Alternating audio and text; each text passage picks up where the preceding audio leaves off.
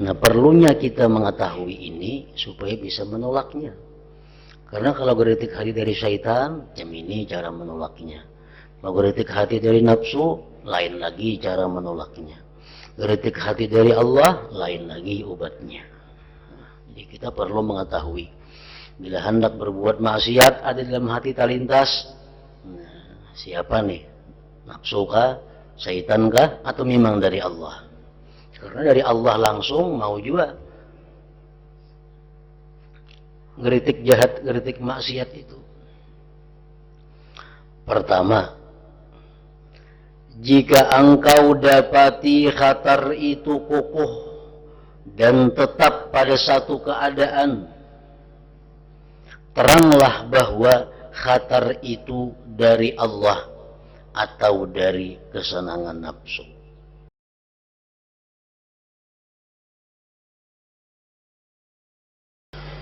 Bismillahirrahmanirrahim. Alhamdulillahirabbil alamin.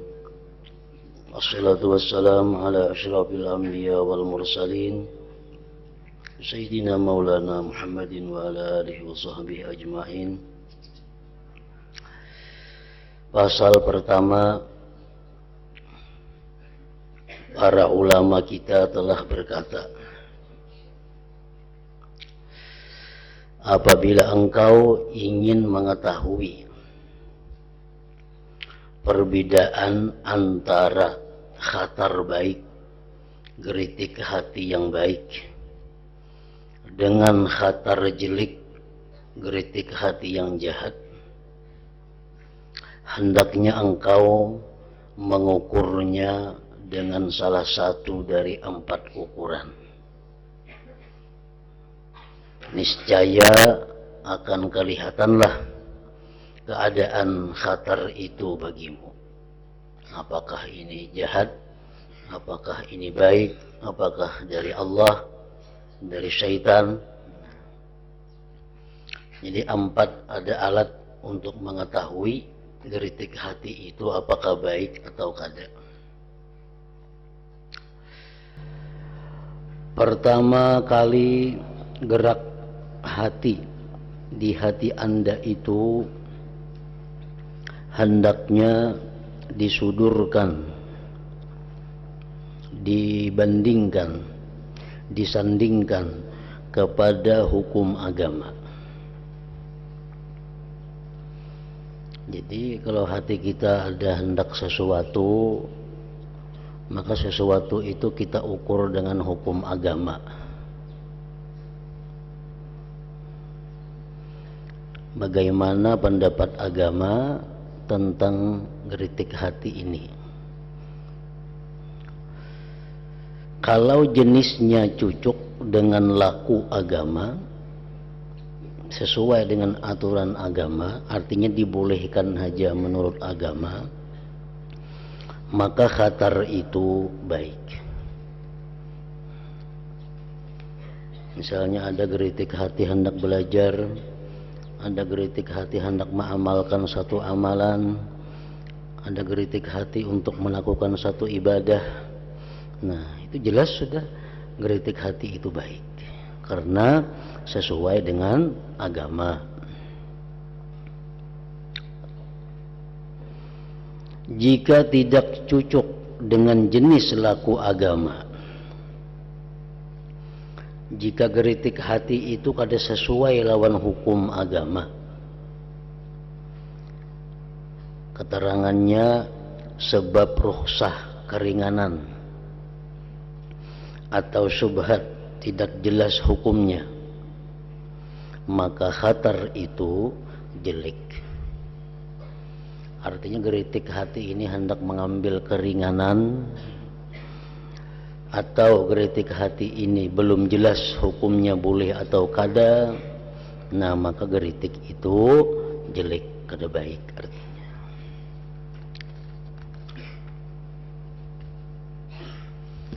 Nah, ini memerlukan ilmu. Artinya mun orang kada luas pengetahuan agama, kada kau menggunakan ukuran ini. Kenapa kada kau menggunakan? Karena ukurannya ilmu, hukum. Jadi kalau geritik hati misalnya hendak berbuat ini, apa hukumnya? Dahulu agama menyatakan perbuatan itu boleh atau kada, keringanan atau subhat.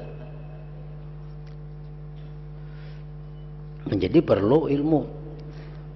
Nah ini dipakai ukuran yang jadi untuk orang-orang yang sudah mempunyai ilmu agama yang cukup.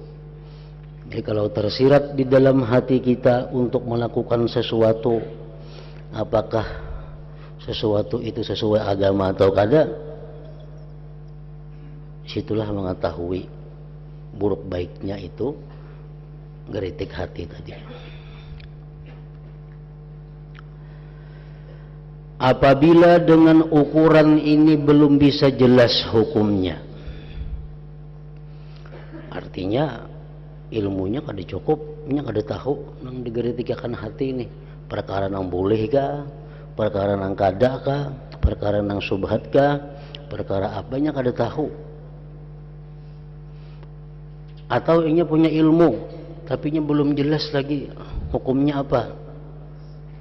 Nah hendaknya Anda sudurkan kepada panutan orang-orang saleh. Kalau di antara orang-orang saleh melakukan apa yang menjadi tuntutan khatar itu, maka khatar itu khatar baik. Sebaliknya, jika yang melakukan tuntutan khatar itu orang jahat, maka khatar itu khatar jelek. Pokoknya dalam hatinya ada tegeritik hendak memakai pakaian ini. Hukumnya apa memakai pakaian itu dulu? Inya kada berilmu, lo kada tahu. Cari orang salih ada kan memakai nangka itu pakaian. Belinya ada orang salihin memakai pakaian jam itu, oh berarti baik aja geritik hati ini. Bila orang salihin kada memakai pakaian nangka itu, nang ada orang-orang jahat, periman-periman memakai nangka itu, oh berarti geritik hatiku ini kada baik ngarannya. Nah, itu ukuran yang kedua di situ.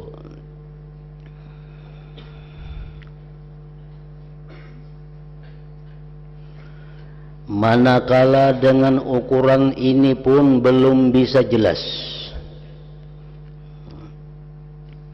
Ukuran yang pertama ilmunya kada ada.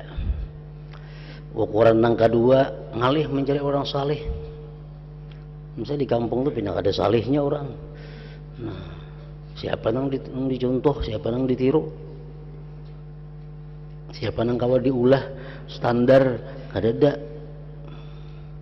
Hendaklah Anda sudurkan kepada nafsu dan kesenangannya nafsu tadi.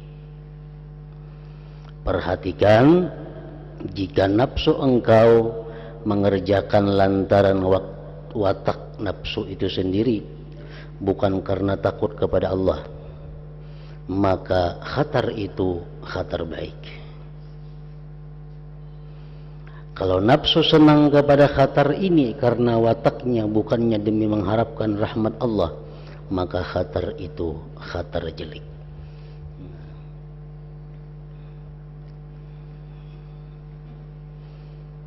Geritik hati hendak memakai pakaian ini, ilmunya kadada, boleh kadanya makain itu. Orang salihin kada tahu namanya nang salih, namanya nang kada. Kembalikan kepada nafsu kita. Kapingin kada nafsu makain itu. Bila kapingin berarti kada baik geritik hati tadi. Bila nafsu kita kada kapingin, nah berarti geritik hati itu baik. Karena itu wataknya nafsu. Sebab nafsu itu selalu mengajak berbuat jelek, sama sekali tidak suka kepada kebaikan.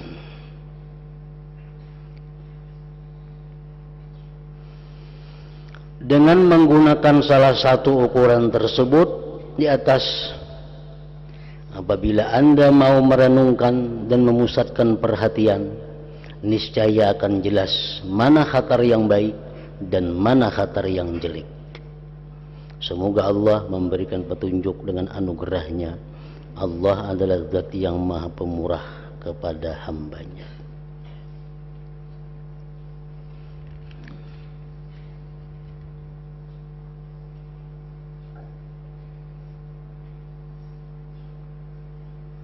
jadi di sini disebutkan pengarang tadi ada 4 ukuran. Pertama, ukurannya adalah ilmu hukum. Kita berkritik hendak A, kita periksa dahulu hukum agama, A itu boleh atau kada. Kalau boleh berarti kritik tadi baik saja. Kalau hukum agama mengatakan A atau kada boleh, berarti kritiknya jelek. Yang kedua, orang saleh. Kritik hati hendak melakukan A. Menurut hukum agama kayak apaan itu? Kada tahu karena kita kada berilmu. Lihatnya orang saleh, ada kada yang menggunakan memakai A itu. Bila banyak saja orang saleh memakai A itu, berarti kritik hati tadi baik. Nah, ukuran yang ketiga, nafsu. Ukurannya orang saleh kada didapat, cari nafsu kita kepingin kada. Bila nafsu kepingin, berarti kritik tadi kada baik. Bila nafsu kada suka, berarti kritik itu adalah baik. Nah, 3 aja Sidin menyebutkan di sini. Mana sebutingnya? Tadi 4 di Sidin. Apabila engkau ingin mengetahui perbedaan antara khatar baik dengan khatar jelek, hendaknya engkau mengukur yang salah satu dari 4 ukuran. Nah, Sidin menyebutkan di sini cuma 3 tadi. Kembalikan kepada hukum, kembalikan kepada perilaku orang saleh, ketiga kembalikan kepada nafsu. Pasal kedua, para ulama kita telah berkata, apabila engkau ingin membedakan antara khatar jelek yang datang dari syaitan dan yang datang dari hawa nafsu serta yang datang dari Allah pada permulaan, maka perhatikanlah khatar itu dari 3 segi. Ini kritik hati hendak berbuat maksiat. Dalam hati ini ada berkritik, isokin aku hendak ini hendak melakukan maksiat. Nah, kritik hati. Kritik hati ini dari mana datangnya? Apa dari Allah? Apa dari syaitan? Apa dari nafsu? Nah, perlunya kita mengetahui ini supaya bisa menolaknya. Karena kalau kritik hati dari syaitan, macam ini cara menolaknya. Kalau kritik hati dari nafsu, lain lagi cara menolaknya. Kritik hati dari Allah, lain lagi obatnya. Jadi kita perlu mengetahui, bila hendak berbuat maksiat ada dalam hati terlintas, nah, siapa nih? Nafsu kah? Syaitan kah? Atau memang dari Allah? Karena dari Allah langsung mau juga kritik jahat, kritik maksiat itu. Pertama, jika engkau dapati khatar itu kokoh dan tetap pada satu keadaan, teranglah bahwa khatar itu dari Allah atau dari kesenangan nafsu.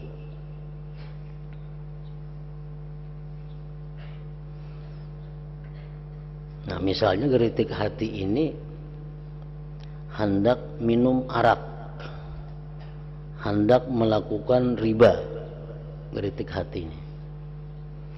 Dan itu kokoh, kada berubah-ubah kritik hati itu, tetap. Nah, maka kritik hati ini dari Allah atau hawa nafsu. Kalau khatar itu senantiasa bergulak dan berubah-ubah, maka khatar itu dari syaitan. Umpamanya kita ada keperluan hendak menukar sesuatu, anggaplah umpamanya kendaraan, hendak menukar itu, duitnya kan ada, nampak yang ditukarkannya kan ada duitnya, tapi kritik hati hendak menukar sepeda motor. Lalu mencari duit menukar sepeda motor, kritik hati itu kada salah, itu boleh-boleh aja nih itu. Itu bukan ngeritik nang jahat kada. Cuma timbul kan duitnya di mana? Ada duit. Kalau timbul ngeritik hati, itu duitnya mencuntan di mana? Mencuntan di mana kah duitnya? Dan ngeritik hati hendak mencuntan ini kada berubah-ubah kokoh. Pokoknya mencuntan tuh bang, ada jalan lain. Nah maka ngeritik hati ini dari Allah atau nafsu. Yang kedua, ngeritik hatinya umpamanya duitnya kayak mencari nukar kendaraan itu mencuntan. Nah, menjadi hati ini ngeritik. Menikam kada mencuntan, menipu orang kah? Menikam kada menipu orang, nikam berhutang duit yang berbunga kah? Macam-macam ngeritik hati, cuma nang maksiat semuaan berubah-ubah, mencuntan kah, menipu orang kah? Nah itu berarti menunjukkan dari syaitan. Dari syaitannya berubah-ubah ngeritik hati itu, cuma putarannya tetap dalam lingkaran maksiat semua.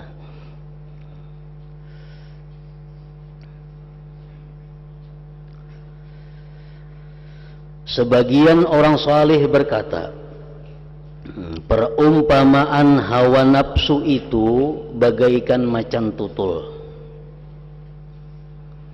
Kalau sudah menyerang, tidak mau mundur bila tidak ditubruk dengan keras atau digempur habis-habisan. Atau bagaikan orang khariji, pemberontak yang berperang demi membela pendapatnya mengenai agama, tidak mau mundur sebelum terbunuh. Jadi nafsu ini itu aja digeritikannya dalam hati, kada akan hilang, terus ada timbul geritik yang semacam itu sampai kita lakukan atau kita matikan. Pokoknya geritik hati ya nafsu ay punikam pun ada kabulakan titik.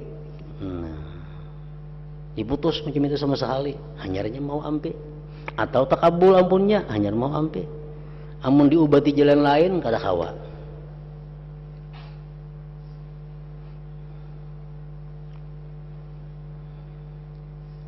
Sedangkan syaitan itu seperti serigala.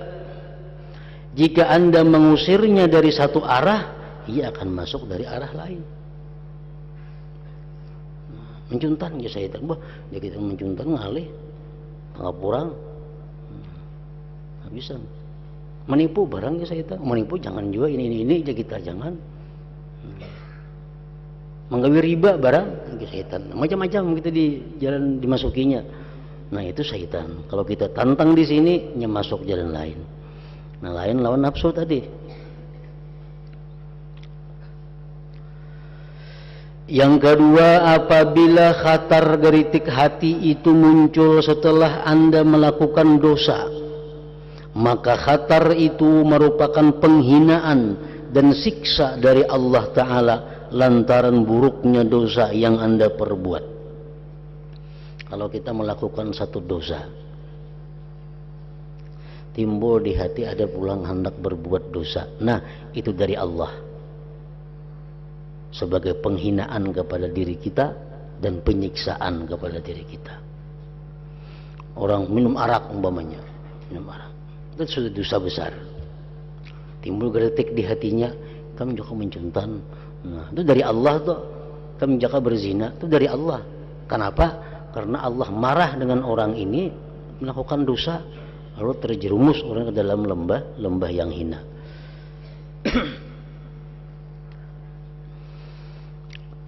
Allah Ta'ala berfirman, kalla barrana ala qulubihim makanu yaksibun. Artinya sekali-kali tidaklah demikian, bahkan telah berkarat pada hati mereka oleh sebab apa yang telah mereka perbuat. Nah dosa-dosa yang kita lakukan kalau kada diiringi dengan tobat, maka dosa tadi akan menumpuk dan berkarat. Kayak cermin hati, kayak cermin terkena kotoran, ada jadi masalah. Mungkin kita lakas menyapuinya mencilang pulang. Maka itu hati, kita berbuat dosa, kita tobat, bersih pulang. Yang berat itu adalah cermin itu karena kotoran diliatakan. Karena kotoran pulang diliatakan. Akhirnya apa? Kotorannya menyatu dengan cermin, bakarat. Nah itu kata kau lagi dibuangi.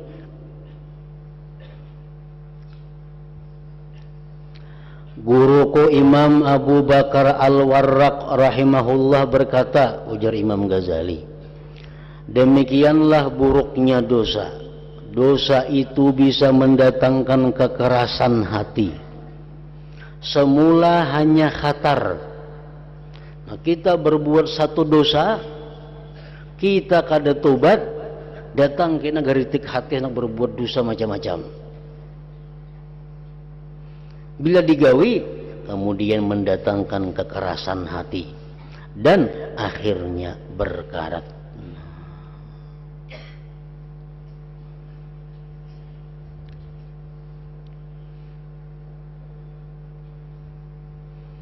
Mengenai dosa itu Tuhan kada jadi masalah kalau kita tobat. Nang berat itu nang kada saling tobatan. Nah, akhirnya hati tadi bakarat lalu menimbulkan geritik-geritik nang selalu kada baik.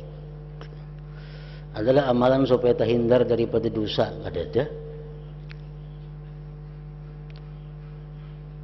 Sebagian ulama berpendapat kita kada boleh minta lawan Tuhan supaya terpelihara daripada dosa. Misalnya Allahumma asimni minaz dzunub, ya Allah peliharakan aku daripada dosa. Kada boleh itu minta menurut sebagian ulama. Karena yang kita minta itu mustahil.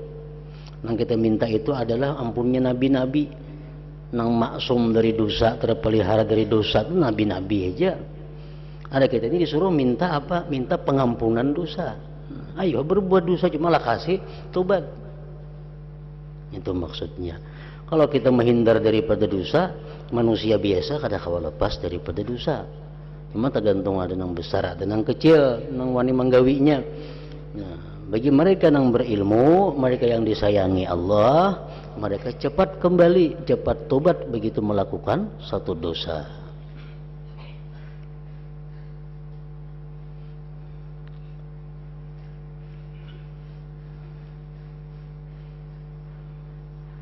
Syekh Junaid Al-Baghdadi pernah ditanya oleh seseorang muridnya, wahai Syekh Junaid Baghdadi, maulah orang wali itu melakukan zina? Junaid Baghdadi mau, lain nabi, mau orang wali itu melakukan dosa, mau aja orang wali itu berzina. Cumanya mereka itu melakukan perbuatan tadi sekali. Karena mereka kadang mau tercabur dua kali dalam lubang yang sama. Itu orang beriman macam itu. Yang kedua, nyelakas tobat, nyelakas kembali kepada Allah.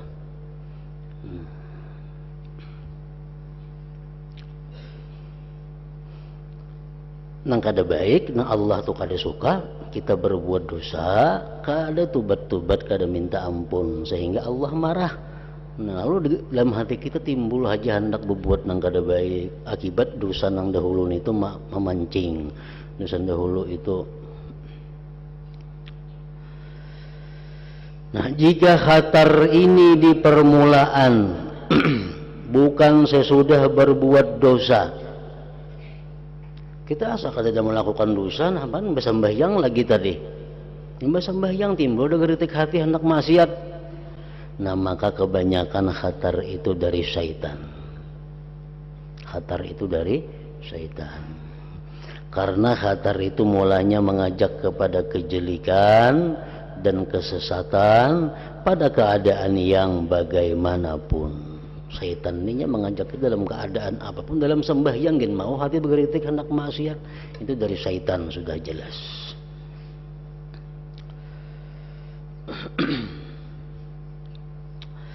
Yang ketiga, apabila khatar tidak dapat lunak dan tidak menjadi sedikit serta tidak bisa hilang dengan zikrullah ta'ala, maka khatar itu dari hawa nafsu. Dalam hati kita hendak melakukan maksiat,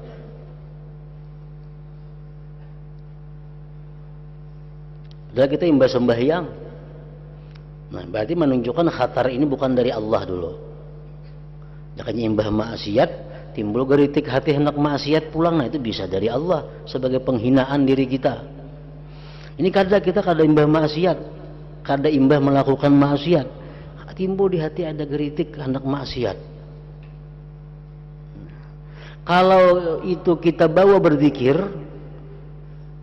bawa baca salawat, baca istighfar, tetap aja ada hatar geritik maksiat itu. Nah, maka itu bukan dari syaitan, itu dari hawa nafsu ngarannya geritik hati itu. Kalau geritik hati kita timbul hendak maksiat, kita baca astagfirullahaladzim, astagfirullahaladzim, hilang. Nah, berarti itu dari syaitan. Kalau kada hilang, dari hawa nafsu. Kalau khatar itu dapat melunak dan berkurang sebab zikrullah, maka khatar itu dari syaitan, sebagaimana disebutkan dalam tafsir dari firman Allah Ta'ala, min syarril waswasil khannas. Artinya aku berlindung kepada Allah dari kejahatan syaitan yang suka mengganggu, lagi pula suka mundur. Jadi kita berzikir mundur syaitan itu. Makanya orang sembahyang disuruh azan. Ini mendengar azan tuh buka syaitan. Tuntung azan datang pulangnya. Nah, suruh kamat kita. Anton kamatnya buka jauh. Tuntung kamat berparak pulang lawan kita. Nah, jadi syaitan itu mundur maju. Makanya khannas, min syarril waswasil khannas. Syaitan itu bertinggir di hati anak keturunan Adam, manakala anak keturunan Adam itu berzikir kepada Allah Ta'ala, maka syaitan mundur. Jika anak keturunan Adam lupa, syaitan kembali mengganggu.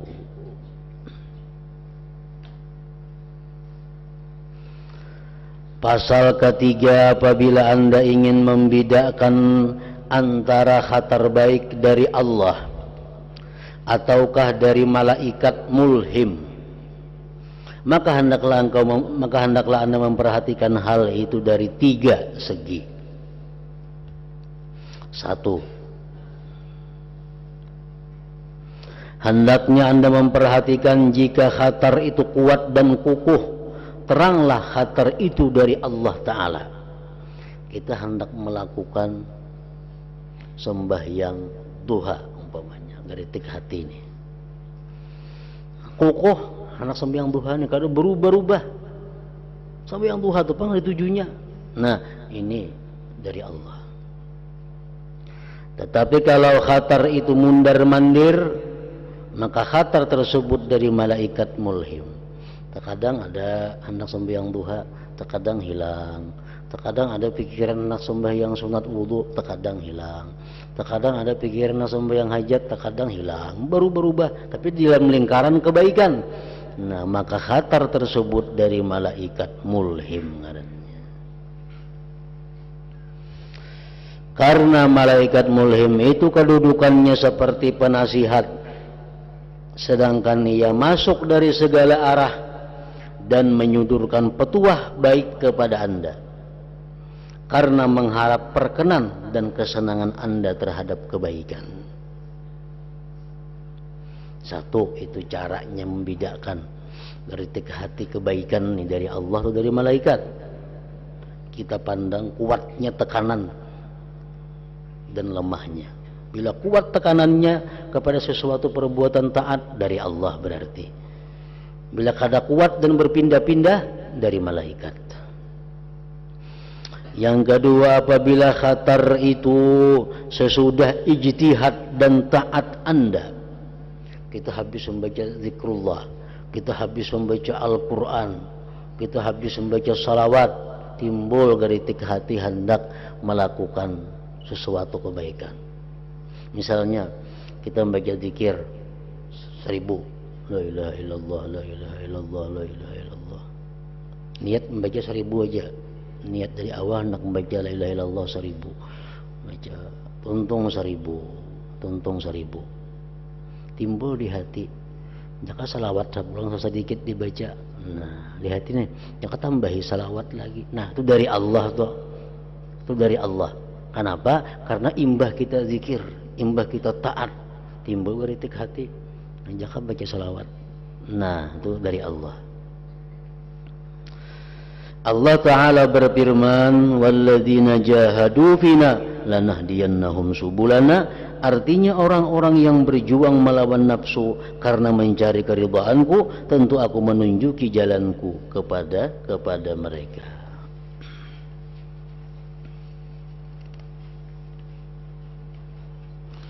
Walladzina tadaw zadahum huda. Artinya orang-orang yang memperoleh petunjuk itu akan ditambahi petunjuk oleh Allah.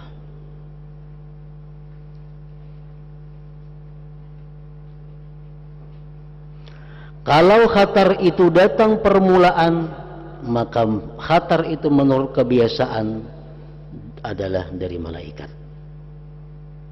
Kalau khatar itu datang pada permulaan, misal kita kada ada imbah berbuat taat, kada ada imbah berbuat maksiat, imbah makan, untuk makan hati hendak jangan baca Quran sedikit. Nah, itu dari malaikat yang menyarankan kepada kita. Jadi kalau kita imbah taat hendak pulang, itu dari Allah. Sebagian ulama ada mengatakan bahwa amal ibadah yang kita lakukan apakah itu diterima di sisi Allah atau terhenti, diterima kada, ditolak kada, atau ditolak. Nah, kita misalnya sembahyang kita ini bisa ditolak Allah, bisa terhenti, menunggu langkah-langkah berikutnya, terhenti, diterima kada, ditolak kada. Ibarat kita mau unjuk map tuh ke pimpinan, dibuka sidin kada, disarahkan dibulikakan sidin kada. Nah, ada yang ditolak. Nah, jadi orang mau unjuk surat langsung bulikakan suratnya. Nah, saya pun unjuk surat, dibuka sidin, dibaca sidin. Nah, ada yang unjuk surat, nasin des meja, dibuka kada, dibulikakan kada. Nah, kayak itu juga amal ibadah kita. Mengetahuinya apabila kita melakukan ibadah, misalnya kita membaca, kita bisa berzikir 1000 sehari, atau kita tahajud di malam hari, tahajud malam ini, malam esok kulir tahajud, kulir barat tahajud, malam esoknya parah. Ini satu alamat bahwa tahajud yang dahulu itu ditolak Allah. Kita berzikir hari ini 1000, esok parai. Nah, itu satu alamat bahwa zikir nang semalam Allah ada berkenan. Sebabnya apa? Kalau orang nang diterima Allah itu ibadahnya, diterima Allah ibadah itu selalu istiqamah, selalu mudawamah, bahkan semakin bergairah, semakin nyaman, atau semakin bertambah. Itu Al-Quran mengatakan walladzina tadaw zadahum huda. Kan tadi orang-orang yang memperoleh petunjuk itu akan ditambahi petunjuk oleh Allah. Kita berzikir hari ini 1000, esok 1000 lebih bergairah lagi, esoknya lebih nyaman lagi. Selalu ada pertambahan kenyamanan zikir atau pertambahan jumlahnya. Ini menunjukkan bahwa zikir-zikir dahulu itu diterima oleh Allah. Yang ketiga, kita membaca zikir 1000 hari ini, esok tetap 1000, hati kayak semalam aja, benyaman kada, bertambah kada, berkurang kada. Esoknya berzikir ya kayak itu pulang, kada ada pertambahan semangat, kada ada merasa kelezatan, apalagi menambah zikirnya kada juga 1000 tuh bang. Nah, ini pertanda bahwa zikir-zikir dahulu itu masih tawakuf, masih belum lagi diterima Allah, belum ditolak pun kada. Ini masih menunggu langkah kita berikutnya. Bila berikutnya kita dapat hidayah dari Allah, kita bisa semuaan sekaligus diterima oleh Allah, nah sekaligus. Nah, bila sampai seterusnya itu ada hal-hal yang memang kelakuan kita kurang bagus, akhlak kita kada baik, bisa dihapus, ditolak oleh Allah kesemuanya. Nah, jadi itu tanda-tandanya, alamat-alamatnya. Kalau kita mengetahui, kita baca Quran hari ini sahjus, atau 3 lembar umpamanya, baca 3 lembar, apakah diterima Allah atau kada 3 lembar yang baca, lihat tigina isuk. Bila kita baca pulang ini 3 lembar tambah nyaman, nah berarti semalam itu ada harapan diterima Allah. Isuknya baca pulang 3 lembar lebih nyaman lagi, bahkan 3,5 lembar umpamanya, nah berarti menunjukkan yang semalamnya diterima pulang oleh Allah. Jadi setiap kali kita imbah berbuat taat, ada geritik hati pulang untuk berbuat taat, itu tandanya Allah memuliakan kita, tandanya Allah sayang kepada kita. Yang ketiga, kalau khatar itu ada hubungannya dengan i'tikad dan amal-amal batin, maka khatar itu dari Allah. Ini ada geritik hati, tapi untuk perkara-perkara batin. Ada geritik hati, misal ikam jaka hati itu berisihi lagi, hati ikam itu hendaknya dilatih lagi. Nah, itu urusan batin ngarannya, itu biasanya dari Allah. Jika berkaitan dengan amal-amal zahir, maka khatar tersebut dari malaikat mulhim, itu biasanya. Karena malaikat mulhim itu tidak mengetahui apa yang ada di hati manusia, menurut pendapat sebagian ulama.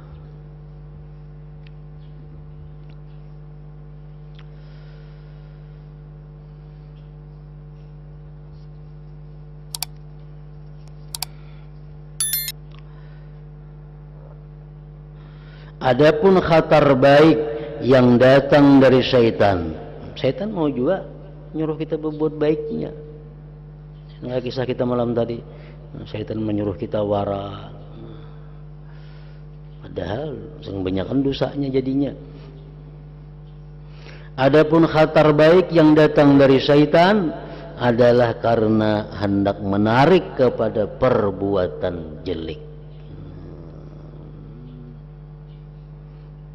supaya anak keturunan Adam semakin banyak kejelekannya.